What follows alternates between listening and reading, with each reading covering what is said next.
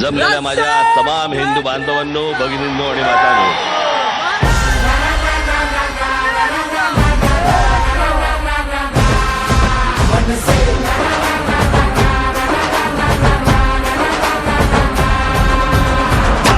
करारी राज साहेब आपले पाठीशी असताना डरायचं नाही. वेड कार्यकर्त्यांचे मनात जपले, जागे भारे मागे फिरायचे